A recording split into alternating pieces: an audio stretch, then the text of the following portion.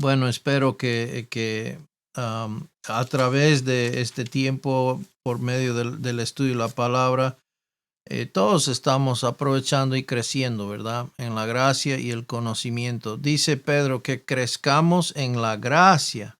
¿Cómo es que crecemos en la gracia? ¿Yendo y pecando más? No, no, al contrario. La gracia de Dios no es el hecho de que no se nos juzga o no se nos culpa de pecado. Eso no es gracia. Eso más bien sería misericordia. Gracia de Dios, la gracia, hablando específicamente de la gracia de Dios. La gracia de Dios es lo que Dios efectuó mediante la persona y obra del Señor Jesucristo. Y entonces, mediante el entendimiento, el conocimiento de quién es Cristo y qué hizo Cristo para nosotros, en la cruz específicamente. Ese conocimiento, eso es lo que Pedro anhelaba, que los creyentes crezcan en eso. No eran sus últimas palabras, no era vayan y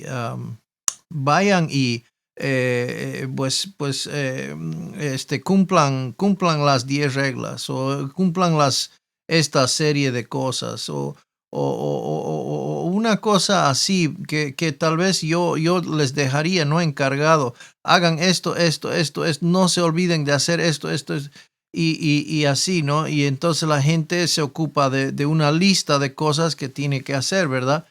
Y así pensamos muchas veces que es la vida cristiana tal vez o algo así, ¿no? Pero Pedro, sus últimas palabras eran más bien al contrario, crecer en el conocimiento y gracia del Señor Jesucristo. ¿Por qué? Porque Pedro había encontrado la verdadera fuente para vivir la vida cristiana. Y creo que eso debe resonar con nosotros. Estamos escuchando estas últimas enseñanzas acerca de Pedro, ¿verdad? Su primera predicación, su primer milagro, su segunda predicación. Y pues ahora estamos terminando, si no me equivoco, la respuesta la segunda predicación, ¿verdad? Y después vamos a ver una más donde él está hablando ya a los líderes religiosos y en especial al Sanedrín, ¿no? Entonces vamos a continuar, mejor dicho. La anterior vez terminamos en el versículo 19 y este versículo 19 que es un poco difícil en el sentido que muchas veces se utiliza mal, ¿verdad? Hablamos a largo, un poco a largo de tratar de explicar qué significa realmente Hechos 3:19. Está hablando de cambiar de vida o muchas veces se utiliza como que este versículo está hablando de que uno tiene que dejar de pecar para tener perdón de pecados, pero no está diciendo nada diferente a lo que enseña, por ejemplo, Juan en su evangelio o Pablo en sus epístolas. Cree en el Señor Jesucristo y recibirás el perdón de pecados. Básicamente eso.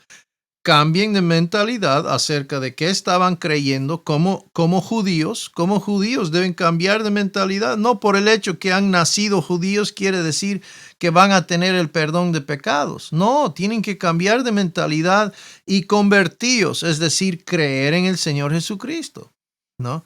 Girar, mirar hacia Dios, ¿no?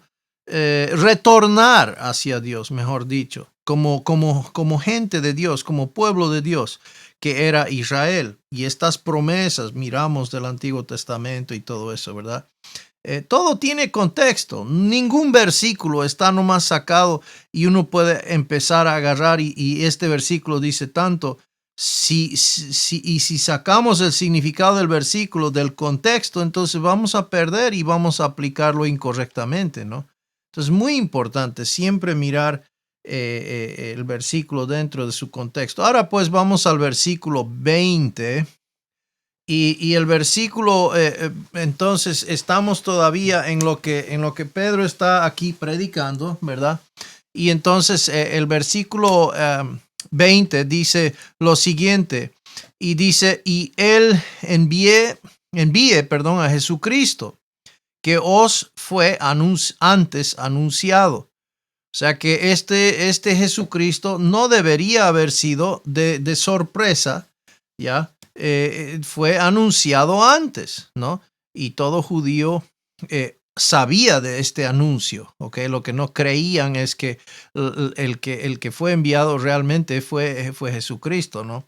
Entonces, Mateo 23, 37 a 39, Jesús había dicho, porque os digo que desde ahora no me veréis hasta que digáis, bendito el que viene en el nombre del Señor.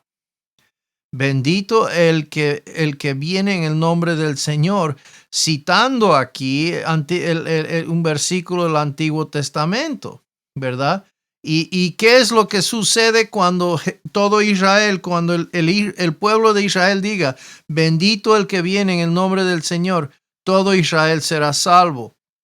Es decir, esto no es...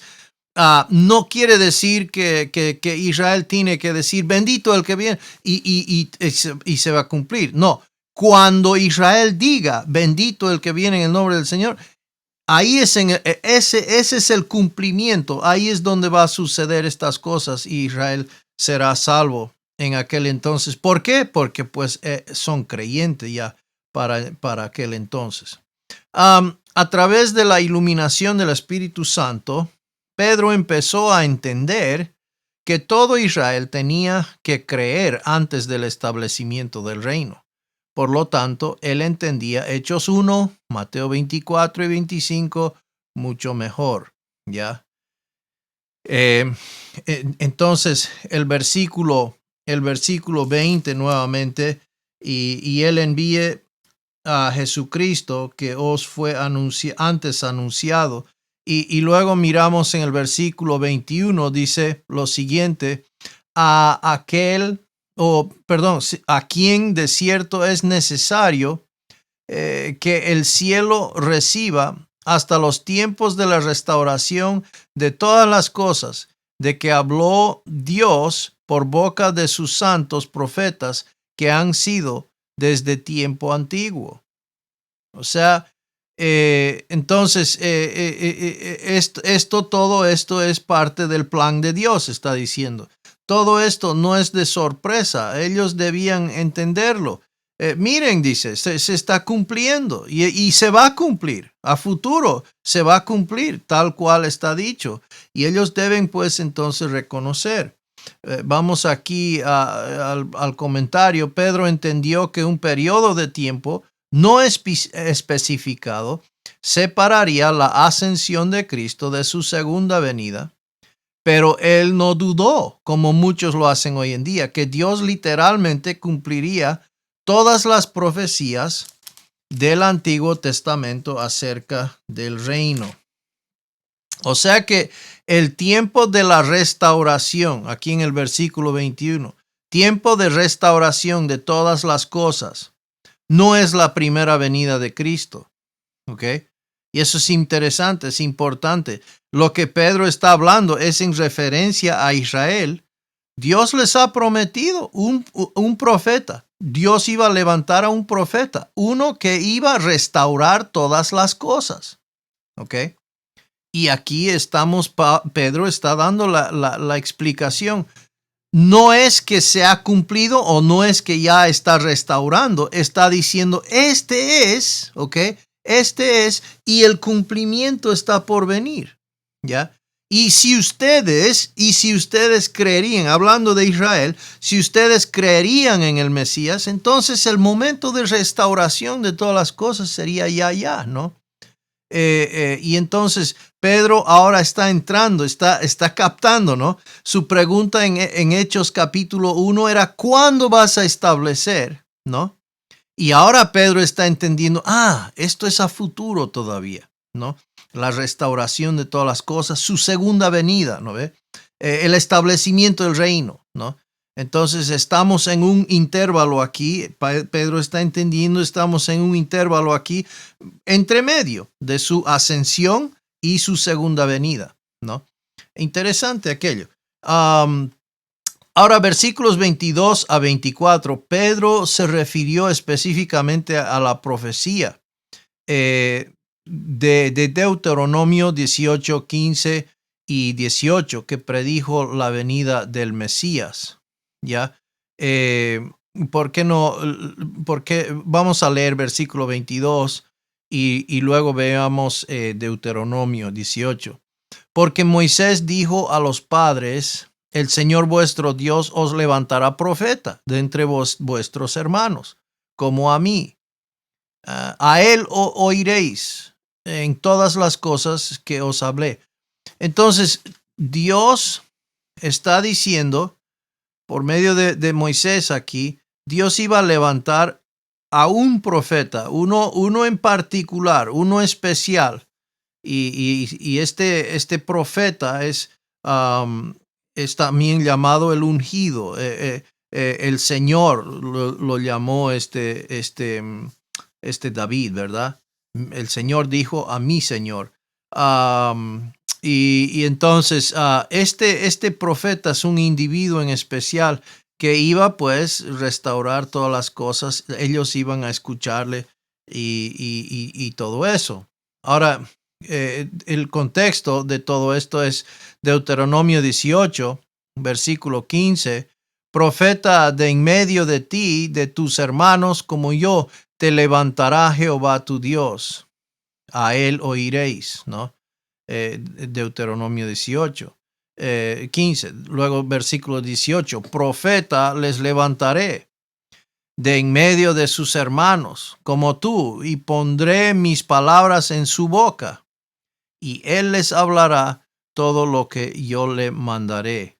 Estos son palabras importantes que Dios está preparando. Mire, fíjese, estamos hablando desde tiempos de Moisés aquí, ¿no?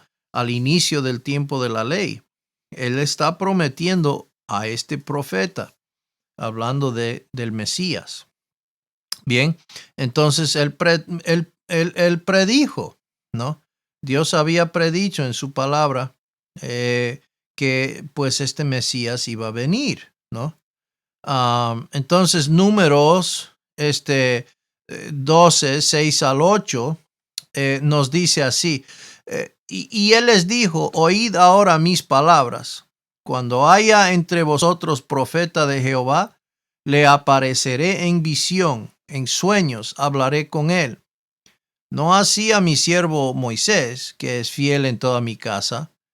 Cara a cara hablaré con él, y claramente, y no por figuras, y verá la apariencia de Jehová.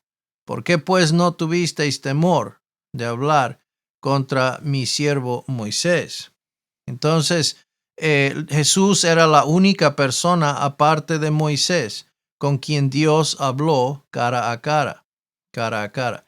Deuteronomio 34:10, y nunca más se levantará profeta en Israel como Moisés, a quien haya conocido Jehová cara a cara, cara a cara.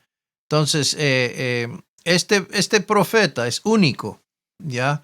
Por encima de Moisés en sí, y alguien que Dios había preparado o apartado y anunciado de antemano. Ahora, Deuteronomio 18:15 nos dice: profeta de en medio de ti, de tus hermanos como yo, te levantará Jehová tu Dios, a él oiréis, a él oiréis. Entonces esto era algo que ellos estaban mirando hacia adelante, ¿verdad? Siempre. Y Moisés era un mediador entre Dios y la nación de Israel, pero Jesucristo es el mediador. Ahí está la diferencia. Por medio de Moisés vino la ley, pero la gracia y la verdad mediante o en Jesucristo. Y entonces Jesucristo es el mediador entre Dios y toda la humanidad. Él es el único y solo mediador, ¿verdad? Y primera Timoteo 2, 3 a 6 nos dice así: porque esto es bueno y agradable delante de Dios nuestro Salvador, el cual quiere que todos los hombres sean salvos y vengan al conocimiento de la verdad. Porque hay un solo Dios y un solo mediador entre Dios y los hombres, Jesucristo, hombre, el cual se dio a sí mismo en rescate por todos, de lo cual se dio testimonio a su debido tiempo. Bien, entonces Jesucristo es el que ha sido el mediador. Él ha hecho esa obra en representación de toda la humanidad. Ahora, Hechos 2:23, Hechos 3:23, perdón, dice: y toda alma que no oiga a aquel profeta será desarraigada del pueblo. Imagínese la importancia que entendía cada persona judía de este personaje. Y ahora Pedro les está diciendo: ustedes lo han crucificado. Vino el profeta y Dios le ha enviado, vino el profeta y ustedes lo crucificaron.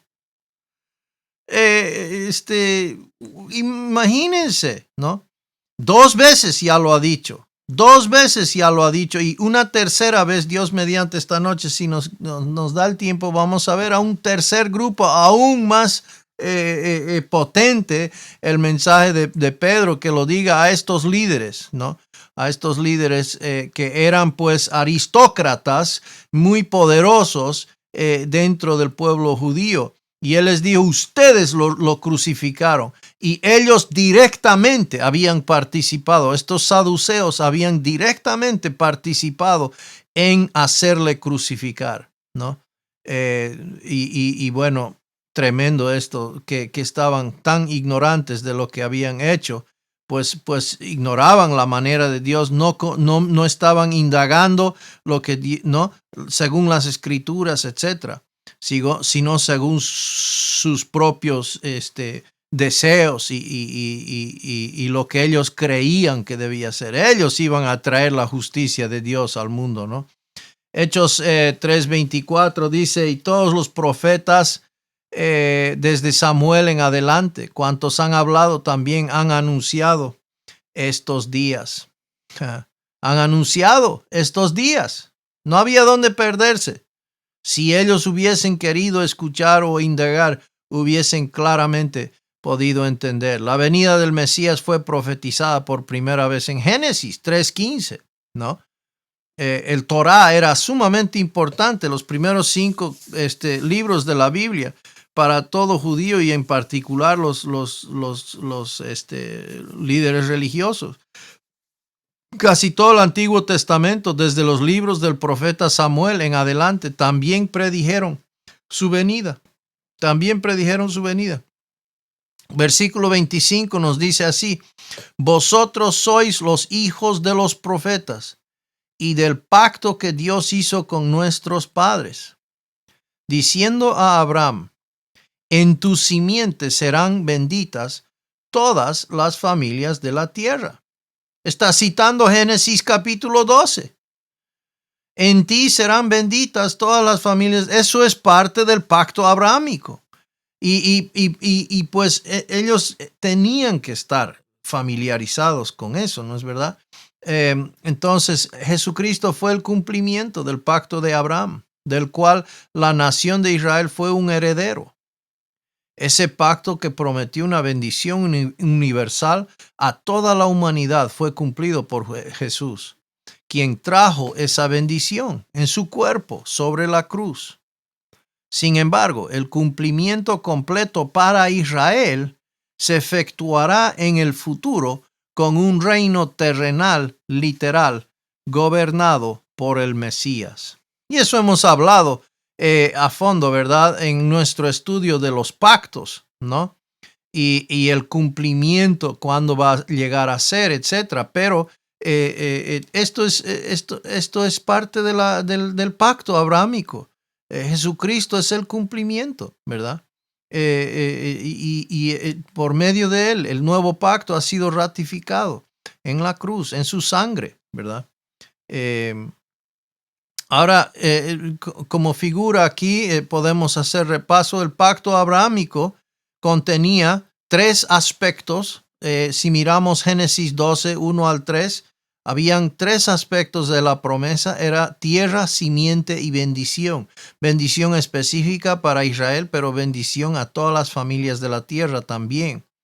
Y este pacto inmobiliario, ¿no?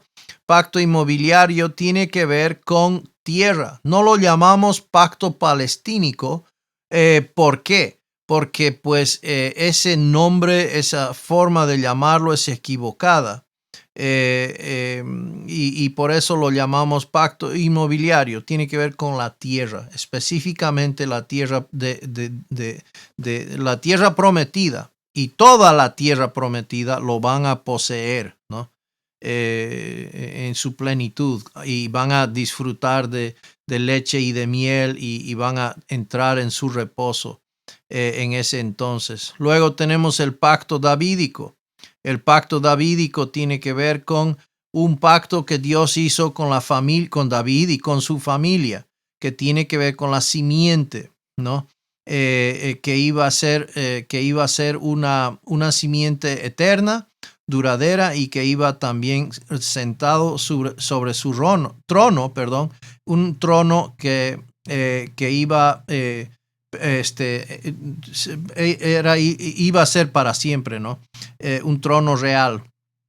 Y luego tenemos el aspecto del nuevo pacto, que es el cumplimiento del aspecto de la bendición, de Jeremías capítulo 31, ¿no? Ahora miramos los pactos dados y los pactos, o sea, las promesas hechas y las promesas cumplidas de los pactos de Dios con Israel en esta figura. ¿Okay? Entonces Dios hizo promesas en el pasado y van a ser cumplidas en el futuro. Primeramente con Abraham en Génesis capítulo 12, cuando Israel era formado, y vemos estas promesas dadas a los patriarcas. Y también vemos a Moisés incluido aquí. Luego tenemos el pacto mosaico y la teocracia, ¿verdad? Tenemos también Josué, quien le sigue. El pacto mosaico era un pacto que Dios estableció condicional con el pueblo de Israel. Era un pacto condicionado a su obediencia, ¿verdad? Y obviamente era un pacto que pues ellos no podían cumplir, no podían ellos cumplir a totalidad, ¿verdad? Dios lo usó, el pacto mosaico, para mantenerlo a Israel sostenido o bajo tutela hasta que vendría pues el profeta, como estamos viendo aquí, el Mesías, aquel prometido. Luego tenemos el pacto de la tierra, el pacto inmobiliario, Deuteronomio 28 a 30. El pacto davídico, 2 Samuel 7, 14, 16.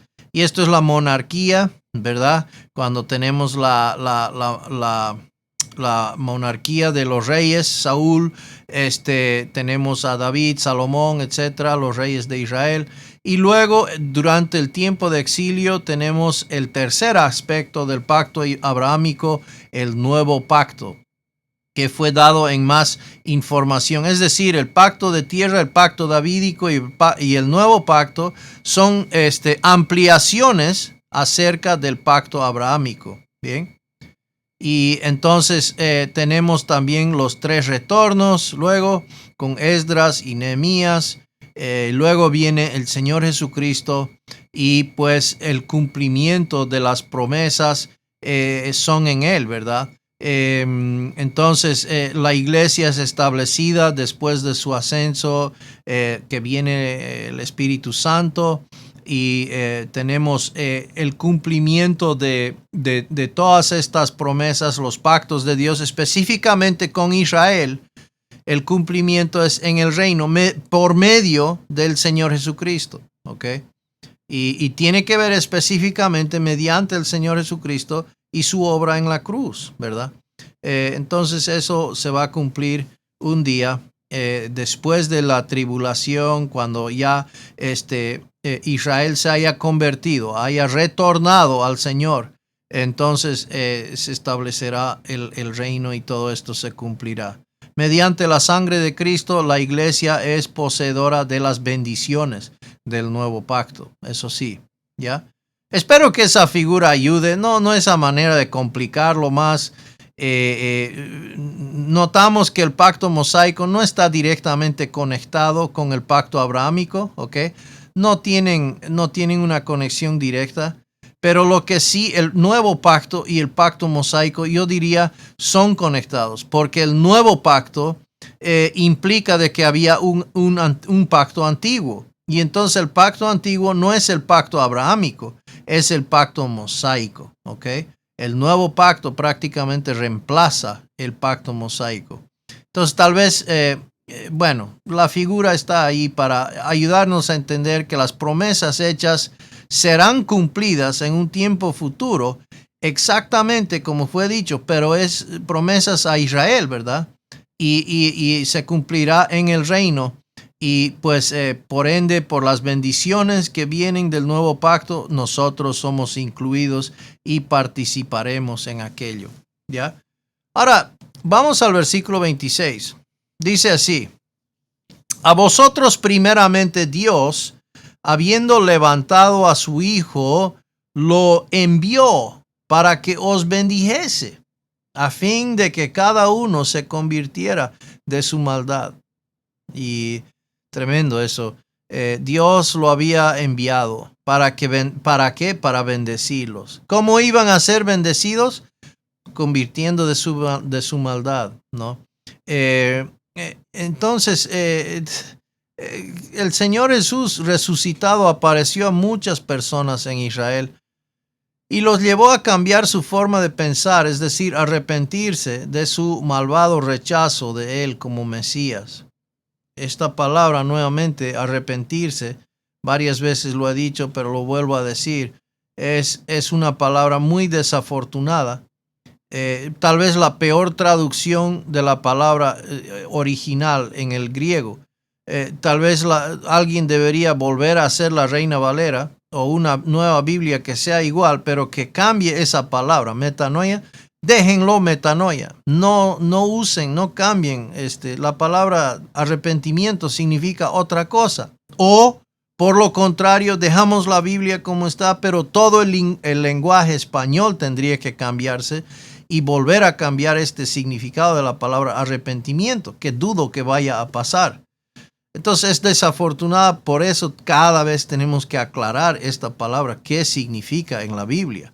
Arrepentimiento, es decir, metanoia en el original significa cambiar de mentalidad, no significa lamentarse, no significa dar un giro de la vida, dejar de pecar. Estas cosas son a consecuencia de la obra de Dios en mi vida, pero no es condición para ser salvo. Muy diferente, muy diferente. Y eso es algo que me urge aclarar porque hay tanta confusión. La predicación de Pedro y Juan acerca de la resurrección de Cristo hizo que se volvieran en Israel muchos corazones no arrepentidos de la incredulidad. Ya, muchos corazones no arrepentidos de la incredulidad. Entonces Dios tenía a Pedro para sanar al hombre cojo. ¿Para qué? Para conseguir la atención de Israel, a fin de que muchos pudiesen creer en el Señor Jesús resucitado. Pedro a continuación se va a encontrar con un grupo que no creen en lo sobrenatural. No creen en el infierno, no creen en la resurrección, no creen en los milagros, ¿ya? Los saduceos no creían en estas cosas. Y entonces un ejemplo perfecto para que ellos puedan ver, puedan entender que Jesús sí ha resucitado, que este mismo Jesús resucitado había sanado a este cojo. Y entonces es un testimonio poderoso para estos hombres darse cuenta lo que había sucedido. Es difícil negarlo. Bien. Ok, vamos entonces al capítulo 4. Versículo 1. 4, versículo 1 nos dice así: hablando ellos al pueblo, vinieron sobre ellos los sacerdotes con el jefe de la guardia del templo. Ahí está, y los saduceos. Bien, tenemos al jefe de la guardia del templo y los saduceos. Entonces, esto es propicio que este encuentro haya sucedido. Es una cita divina. Arresto y liberación de Pedro y Juan. Satanás usó a los líderes religiosos judíos para tratar de detener el plan de Dios. Y en el versículo 2, vamos a ver a continuación, en el versículo 2 dice: resentidos de que engañasen al pueblo y anunciasen en Jesús la resurrección de entre los muertos. ¿Por qué esto? Porque ellos, hermanos, estaban predicando el evangelio. ¿Y qué es el evangelio? El evangelio incluye la resurrección del Señor Jesucristo. ¿No es verdad que muchas veces escuchamos el evangelio, que Dios te ama, Dios murió por tus pecados? Cree en el Señor Jesucristo y serás salvo. Y nunca hablan de la resurrección. Nunca mencionan la resurrección. Hermanos, la resurrección es la victoria. La resurrección es la confirmación. La resurrección está incluido en lo más esencial de la predicación del evangelio. Y estos saduceos estaban en contra de esto. Ellos podían haber predicado que Jesús murió. Todos sabían que Jesús había muerto. Todos sabían que Jesús había sido sepultado. Aquí el meollo del asunto es que Jesús resucitó. Y estos hombres no lo creían ni creerían que la gente lo crea. Pues ahí está el meollo del asunto, porque Jesús murió diciendo que iba a morir por los pecados del mundo, que resucitó, entonces resucitó en victoria sobre esos pecados que pagó, ¿verdad? El evangelio habían estado proclamando y ellos querían que se calle. Era una piedra de tropiezo, ¿verdad? Porque estaban predicando específicamente la resurrección. Entonces estos líderes religiosos, saduceos principalmente, despreciaron el mensaje acerca de Jesús. Despreciaron ese mensaje. Los saduceos, una secta de líderes religiosos del Sanedrín, no creían en la resurrección. Por lo tanto, despreciaban el mensaje del evangelio, que Cristo estaba vivo. Y eso es el mensaje, hermanos, que Cristo nos ofrece vida eterna. Cristo venció. Cristo lo consiguió. Cristo es el camino. Y Él, por medio de su promesa, nos da vida eterna, ¿verdad? Y tenemos entonces en Él vida eterna. Poseemos vida eterna. ¿Por qué? Porque Cristo venció. ¿Por qué? Porque Cristo resucitó. El evangelio. Y cuán importante, hermanos, que prediquemos la resurrección de Jesucristo en nuestro evangelio, en nuestra predicación, nuestra proclamación del evangelio. Y les echaron mano, dice. Ahora, esto no es imposición de manos para que vayan a servir al Señor, sino al contrario, esto es, le echaron mano seguramente a duras, ¿no? O sea, les agarraron firmemente y los pusieron en la cárcel hasta el día siguiente, porque era ya tarde. En vez de estar tratando con ellos esa noche, esa tarde, prefirieron meterles y ya mañana tratamos con ellos. ¿Por qué? El asunto era que se callen. El asunto era urgente. Dejar de predicar, dejar de hablar a la gente, silenciarlos, ¿no? Silenciarlos inmediatamente, aplacar esto. Entonces les metieron adentro, ¿no? Pero vamos a ver a continuación, no salió como ellos hubiesen o habían planeado que suceda. Los líderes religiosos judíos pusieron a Pedro y a Juan en la cárcel por predicar un mensaje que enfatizaba la resurrección de Jesucristo. La resurrección de Jesucristo. Nuevamente, ellos podían haber predicado que Jesús murió todo el día, toda la noche, y nadie hubiese dicho nada. Ellos podían haber incluido que Jesús fue sepultado, pero no hubiese pasado nada. Eso no había ningún problema con estos hombres. El problema es la resurrección. Y es justamente, ¿no es verdad?, la promesa que tenemos, que un día nosotros también seremos resucitados, hermanos, corporalmente. Qué hermoso, ¿verdad? Un día, así como nuestro Señor Jesucristo fue resucitado para nunca más morir, también nosotros, hermanos, también nosotros. Y espero que ese día estamos todos anhelosos, ansiosamente esperando, hermanos. Esa esperanza bienaventurada, hermanos. Hoy día hay sufrimiento, hoy día hay dolores, es verdad, pero esto es nada, hermanos, a comparación de lo que nos espera. Un día, hermanos, seremos resucitados. ¿Por qué? Porque nuestro Señor Jesucristo, siendo el primero de muchos, nosotros también le seguiremos, hermanos. Y eso es para la gloria del Señor. Ahora, versículo 4 de Hechos 4 dice así: pero muchos de los que habían oído la palabra creyeron, y el número de los varones era como 5,000. Wow. Entonces van creciendo, ¿no? Está creciendo el número de la iglesia y qué hermoso. ¿Por qué? Porque están hablando la palabra, dice. La gente está oyendo la palabra. Estaban predicando la palabra. Y aquí pues a consecuencia, así que la fe es por el oír y el oír por la palabra de Dios, la predicación de la palabra de Cristo, ¿no? Entonces estaban viniendo a la fe. ¿Por qué? Porque les estaban predicando el mensaje del Evangelio. Como unos 5,000 hombres fueron salvos al final del segundo mensaje de Pedro. Y ese número no incluía las mujeres y los niños. Entonces, por ahora el número de creyentes podía haber excedido 15,000, lo que los líderes religiosos pudieron haber percibido como una amenaza a su poder. Estaban perdiendo su influencia y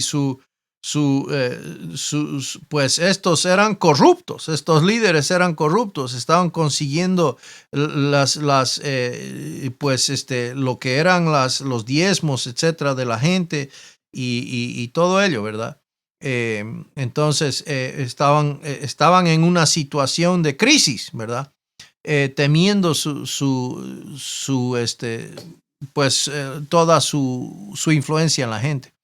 Versículo 5, aconteció al día siguiente, cuando ya ellos van a tratar con ellos, ¿no? Que se reunieron en Jerusalén los gobernantes, los ancianos y los escribas. O sea que esto fue ¿no? O sea, ya vemos, esto es un asunto serio. Y entonces van a reunir para hablar este tema, ¿no? Entonces, Pedro y Juan estaban a punto de ser llevados a juicio. Sin embargo, al final del proceso judicial, Pedro pondría a los líderes religiosos en juicio. Versículo 6, vamos a leer.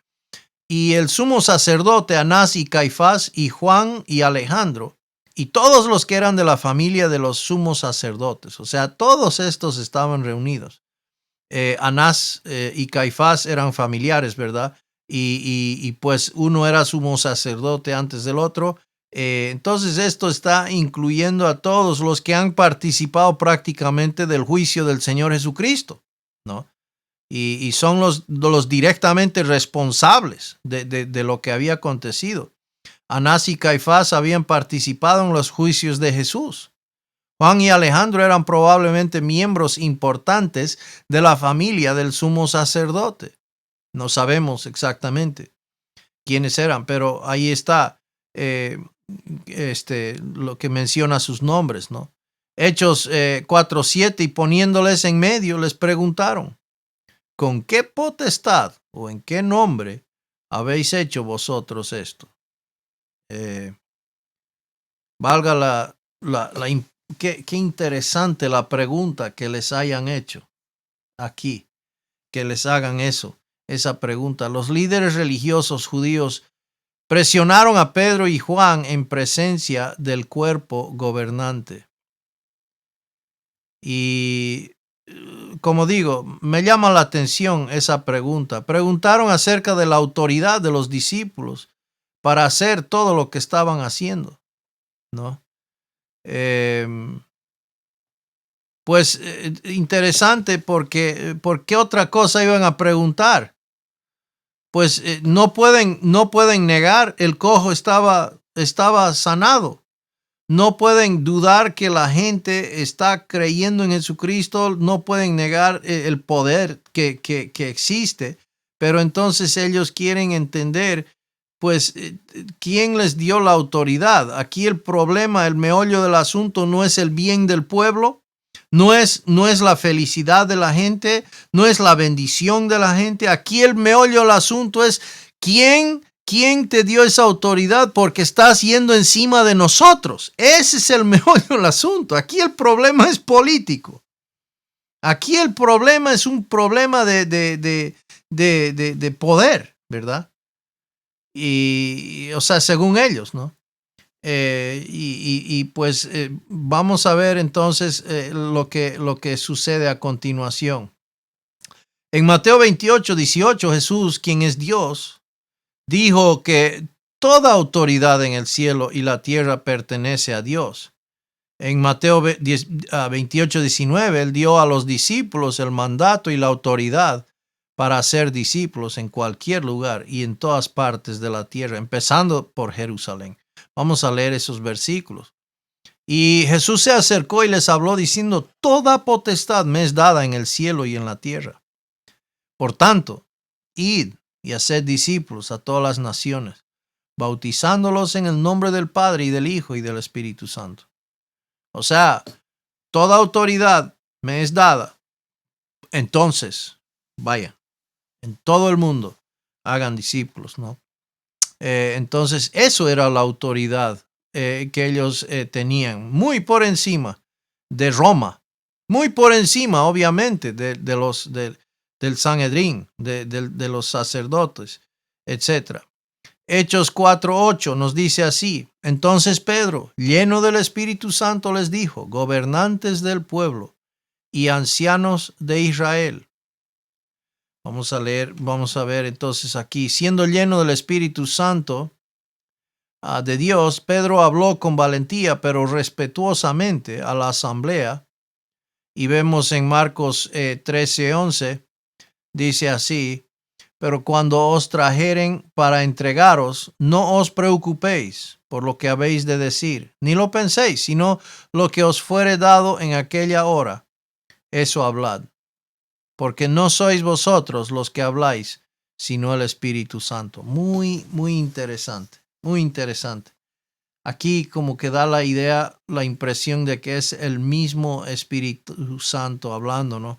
Mediante ellos. Jesús les había dicho de antemano, miren, esto es lo que va a pasar, van a ser entregados, ¿no? Pero no se preocupen qué van a decir, el Espíritu Santo lo va a decir. Entonces, dice aquí, lo que Pedro experimentó no era lo mismo que el ser llenos del Espíritu Santo, según lo ordenado en Efesios 5:18.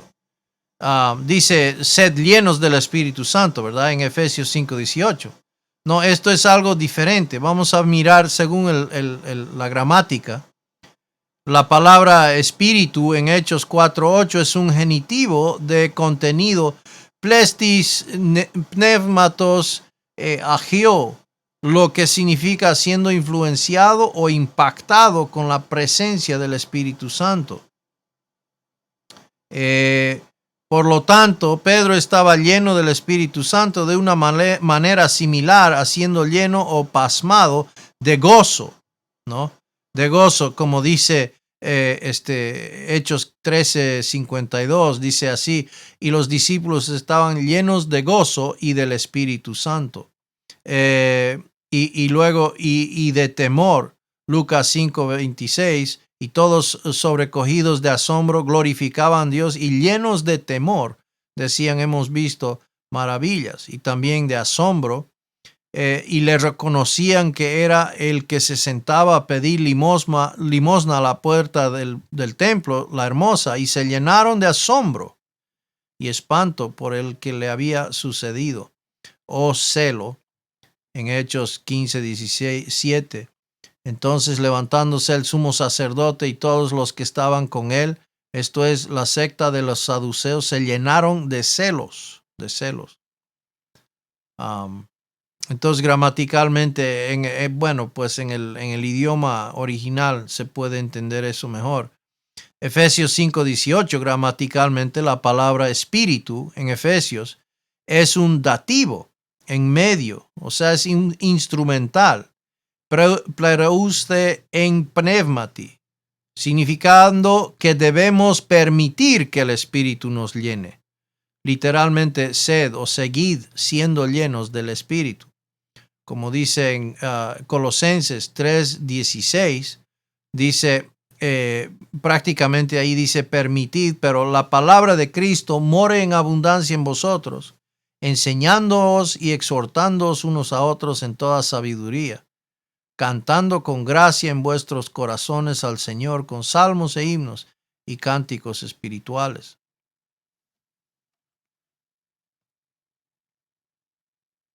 Por lo tanto, Pablo mandó a cada creyente que se permitiera a sí mismo ser llenado por medio del Espíritu Santo. Pablo comparó esta llenura a estar impregnado de alcohol mediante el exceso del consumo de vino. En vez de ser llenos, en vez de ser llevados o controlados por el alcohol, dice, sed llenos del Espíritu, ¿no? Ahora, versículo 9, continuando, dice, puesto que hoy se nos interroga acerca del beneficio hecho a un hombre enfermo, ¿de qué manera haya sido sanado? Fíjense, o sea, ellos están, en vez de estar celebrando esta sanación, esta cura, ¿no? Que la alegría del hombre y pues regocijándose por lo que había acontecido y dando gloria a Dios, ¿no? Pues los discípulos fueron claros, los apóstoles fueron claros quién lo había hecho. No, al contrario. Pedro usó el sarcasmo para mostrar la necedad de la frustración de los líderes religiosos sobre su buena obra de sanar al hombre cojo. Indicó que su verdadero problema era que él había sanado en la autoridad, es decir, en el nombre de Cristo, ¿no?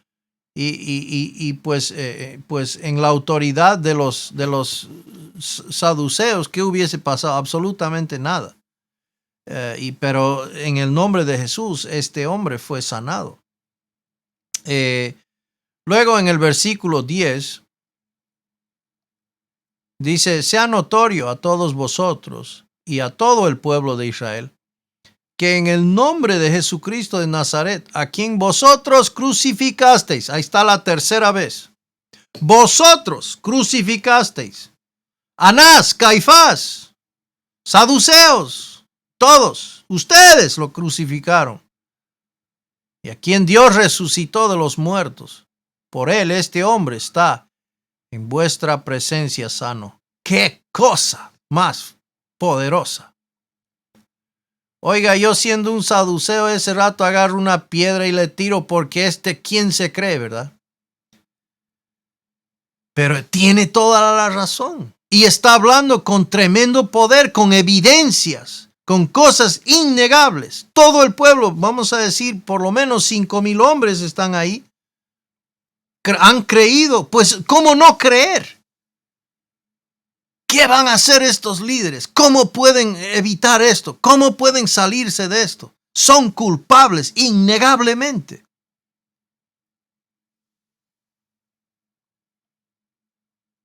Pedro declaró enfáticamente que la autoridad y el poder de Cristo habían proveído el milagro. ¡Wow!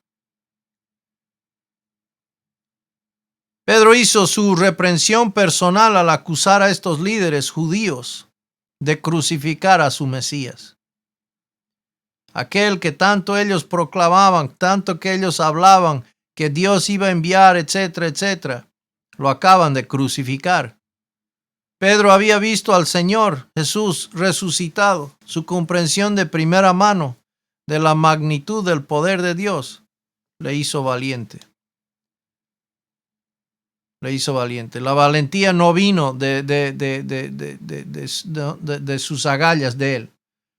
Este tipo de valentía viene del Señor. Este tipo de confianza y seguridad viene de parte del Espíritu Santo. No viene de uno mismo. Ahora hablemos un poco como resumen doctrinal acerca de la resurrección y lo que significa. Toda la estructura del cristianismo bíblico gira en torno de la validez histórica de la resurrección de Cristo. O sea que si la resurrección de Cristo no es verdad, entonces, hermanos, estamos perdiendo el tiempo. Vamos a jugar fútbol, porque sería más importante que predicar este mensaje. Pero obviamente sabemos que es verdad, ¿no? Y la palabra dice así en 1 Corintios 15, 14 a 17, y si Cristo no resucitó, vana es entonces nuestra predicación, vana es también nuestra fe. Y somos hallados falsos testigos de Dios, porque hemos testificado de Dios que Él resucitó a Cristo, al cual no resucitó, si en verdad los muertos no resucitan. Versículo 16, porque si los muertos no resucitan, tampoco Cristo resucitó. Y si Cristo no resucitó, vuestra fe es vana, aún estáis en vuestros pecados. Entonces, si la resurrección no es un hecho, entonces vana es nuestra fe. Pero claro que entonces nos muestra la importancia de esta doctrina, de la resurrección. No se puede separar la resurrección del Evangelio sin negar la persona y obra de Cristo. ¿Okay? Si separamos este hecho del Evangelio, estamos falsamente representando la persona y obra de Cristo. Jesús claramente murió, nadie lo niega eso. Jesús fue sepultado y esto fue profetizado, ¿verdad? Isaías 53. Pero también Jesús ha resucitado. Jesús claramente ha resucitado. Entonces, la gracia de Dios es realizada plenamente en la persona y obra de Cristo. Hermanos, cuando hablamos de la gracia de Dios, cuando hablamos de esa dádiva, de esa dádiva de Dios, de lo que es inmerecido, ¿verdad? No estamos hablando del hecho meramente que nos hemos salido con la nuestra, que nos hemos escapado del juicio que merecíamos. Prediquemos la gracia, ¿no? Prediquemos la gracia. Y algunos oyen eso, algunos creen eso.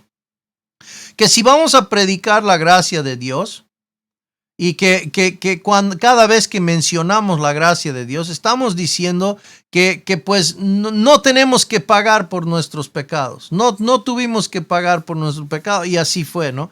Y entonces, cuando escuchan ese término, piensan, uy, cuidado con eso, hermano. No hay que hablar mucho así, porque la gente va a creer que pueden ir y pecar nomás, porque ya está todo cubierto, ¿no? Y es verdad, algunos de verdad creen eso y piensan eso, y es porque no están viendo bíblicamente lo que es esta doctrina de la gracia, lo que significa la gracia de Dios. La gracia de Dios bíblica es lo que Dios ha realizado en la persona y obra de Cristo. Y esa gracia es mía, es tuya, el momento de creerlo, es cierto. Pero eso de ninguna manera, hermanos, hace barata o de una manera u otra hace ¿cómo digo? Como que a Dios no le interesa o le importa el pecado. No, hermanos, de ninguna manera estamos haciendo de baja al pecado.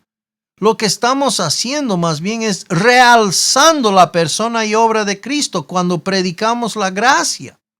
¿Por qué? Porque es el único medio de ser salvos, hermanos. Es el único medio de ser santificados. Solamente mediante la gracia de Dios podemos ser santificados en la vida cristiana. Por eso es que predicamos su gracia. Hermanos, no podemos ser santificados mediante el esfuerzo humano, mediante el trato de ponerse la culpa encima, ¿no? Ponerse la culpa y tratar de cumplir más a Dios. Hermanos, ¿cómo nos ha ido cuando hacemos esas promesas? Ya está bien, Señor, he pecado, nunca más voy a pecar. Ahora sí, esta vez, ahora sí, no voy a pecar. ¿Y qué hacemos? Al poco tiempo terminamos, ¿qué? Otra vez de cara, cayendo en el pecado, cualquiera que sea, grande o pequeño, secreto o público, no sé, no importa, pecado es pecado. Pero la gracia, hermanos, la gracia nos da la perspectiva correcta, es decir, la persona y obra de Cristo. ¿Por qué murió Cristo? Para librarme de la esclavitud del pecado, para unirme a su persona, para que mediante la persona de Cristo morando en mí, yo pueda pues vivir en victoria sobre el pecado. Pero no quiere decir vamos ahora a ignorar al pecado. De ninguna manera, al contrario. La gracia ahora nos enseña a cómo enfrentar el pecado, cómo tratar con el pecado. Hay solución, hermanos. Amén. Ahora hay solución para el pecado. Podemos tratar, hermanos, con el pecado. No ignorarlo. No hacernos a los indiferentes. No a pretender a que no está el pecado, no está ahí. Vamos a seguir viviendo como si no estuviera. Hermanos, eso no es santidad. Eso es indiferencia. Eso es hipocresía al final. Digámoslo lo que es. La gracia, hermanos, nos enseña verdadero amor. Cómo enfrentar las cosas, cómo ser misericordiosos, pero atravesamos y mediante el poder de Cristo, pues ¿por qué murió Cristo? Para vencer el pecado, para que seamos victoriosos sobre el pecado y no vivamos, hermanos, como mendigos, esclavizados del pecado. Y esto es muy importante, hermanos, entender de la gracia de Dios. Es la única manera, hermanos. Por eso Tito 2, 11 y 12 y 13 nos enseña que la gracia es la que nos enseña a vivir piadosamente. No podemos ignorar estos pasajes, hermanos. La ley nos condena. La ley nos condena. La gracia nos enseña, ¿no? A cómo vivir verdaderamente piadosos. Aprendamos, crezcamos en la gracia de Dios, hermanos. Pues dice Juan 1:17 claramente nos dice, pues la ley por medio de Moisés fue dada. ¿Y cómo le fue a Israel? Pues no muy bien, ¿no? Pero la gracia y la verdad vinieron por medio de Jesucristo. Ahí está. Tenemos a Jesucristo, hermanos. Tenemos por eso es que tenemos este mensaje de la gracia. Dios hizo provisión por el problema del pecado, aun cuando estábamos enemistados con Él. ¡Wow! ¡Qué tremenda gracia! ¿Quién merece esa gracia? ¿Quién merece su amor? Ninguno de nosotros, ¿verdad? La salvación es un don ofrecido basado en el sacrificio único de Jesús como mediador. Dice 1 Timoteo 2, 5 y 6, porque hay un solo Dios y un solo mediador entre Dios y los hombres, Jesucristo hombre, el cual se dio a sí mismo en rescate por todos, de lo cual se dio testimonio a su debido tiempo. No, hermano John, si va a predicar la gracia, eso es una gracia barata. ¿Ah, sí? Yo no estoy predicando nada barato. Yo estoy enseñando de que Cristo se dio a sí mismo. Eso no es barato. Jamás podemos pensar que eso es barato, hermanos. Ahora es gratis para mí, es verdad, pero eso no quiere decir que sea barato. No quiere decir que no tiene valor, no tiene decir, ¿verdad? O sea, una cosa es que sea barato, que no tenga valor. Eso es falso, ¿no? Aquí vemos claramente que tuvo un alto valor. Pagó un precio altísimo, su propia vida, en rescate por nosotros. Eso es buena noticia, hermanos. Sabemos que son ciertas estas cosas por la resurrección de Jesucristo, ¿no? Apocalipsis 2:8 dice, y escribe al ángel de la iglesia de Esmirna, el primero y el postrero, el que estuvo muerto y vivió, dice esto. Bien, entonces Hechos 4:11, Jesús era la piedra rechazada por los líderes religiosos. Se está cumpliendo en sus propios ahí mismo, ¿no? Este Jesús es la piedra reprobada por vosotros los edificadores, la cual ha venido a ser cabeza del ángulo. Qué tremendo. Es decir, ellos agarraron esta piedra que era Jesús y lo echaron, cuando en realidad ha llegado a ser la piedra principal. Es decir, todo el edificio va a ser construido en base a la piedra del ángulo.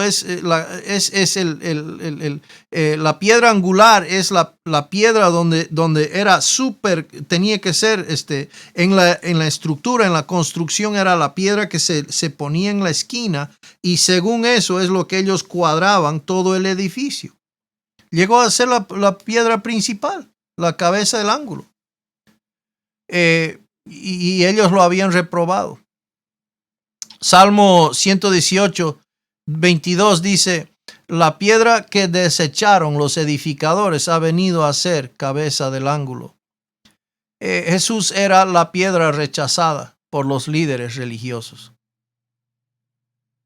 Ahora, versículo 12 de Hechos, un versículo que todos conocemos, y en ningún otro hay salvación. Porque no hay otro nombre bajo el cielo dado a los hombres en que podamos ser salvos. Dios dio a un hombre,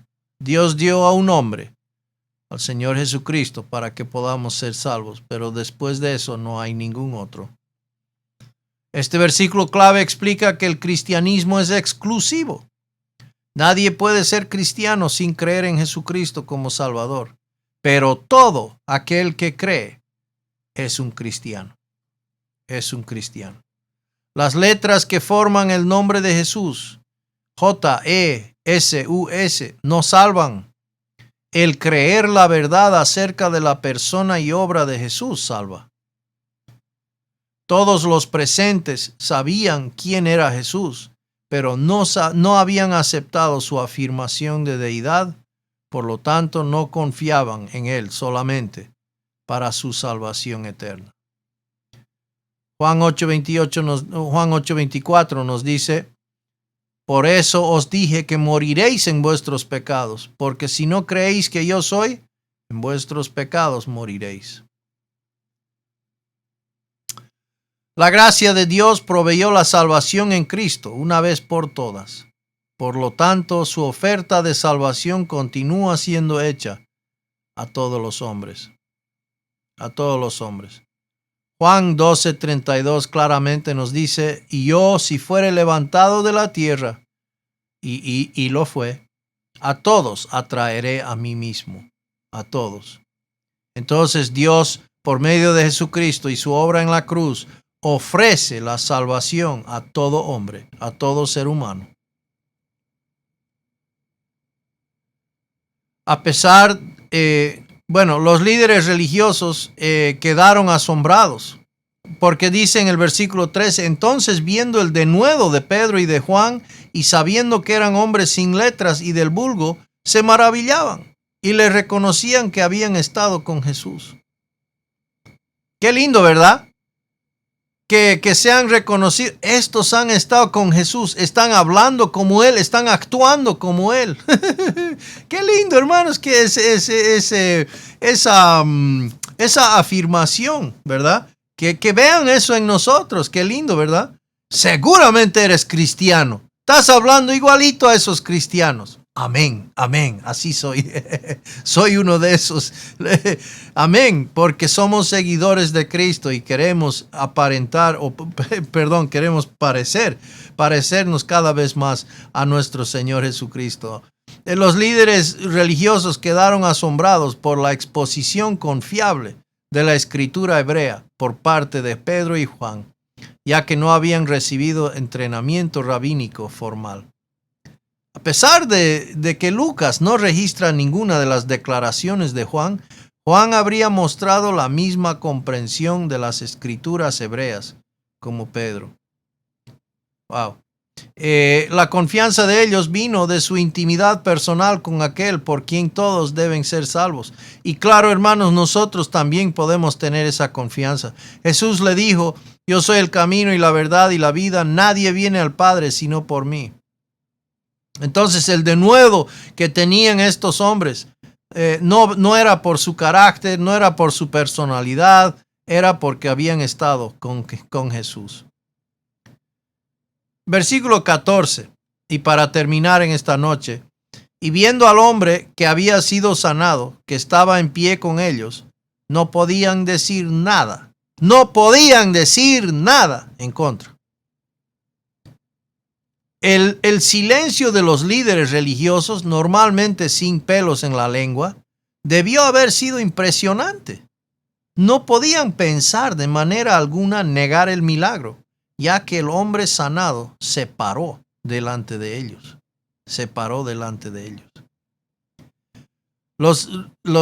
Vamos a parar ahí en esta noche, en el versículo 14. Pero entonces vemos, hermanos, aquí el poder del testimonio. Los apóstoles están predicando en nombre de Jesús, están sanando en nombre de Jesús y están siendo testigos de lo que habían visto, de lo que habían tocado, de lo que habían oído, meramente. Y están diciéndolo como es. Ustedes, dice Pedro, ustedes lo han crucificado. Cosa que realmente pone este momento de realmente a la luz de lo que realmente estaba sucediendo. Pero el poder, hermanos, el poder de lo que el Señor estaba operando, de convencer de pecado, de justicia, de juicio, y pues a consecuencia, muchos de los líderes después van a ser salvos. Muchos van a ser salvos. No lo van a decir todavía, pero van a ser salvos. Y mucha gente, obviamente, como estamos viendo, ¿verdad? Y después en la dispersación que ocurre después de la muerte de Esteban, los judíos van a salir, ¿verdad? Como misioneros, como agentes misioneros ante todo el mundo, ¿verdad? Hablando estas buenas noticias que habían aprendido estos días en Jerusalén.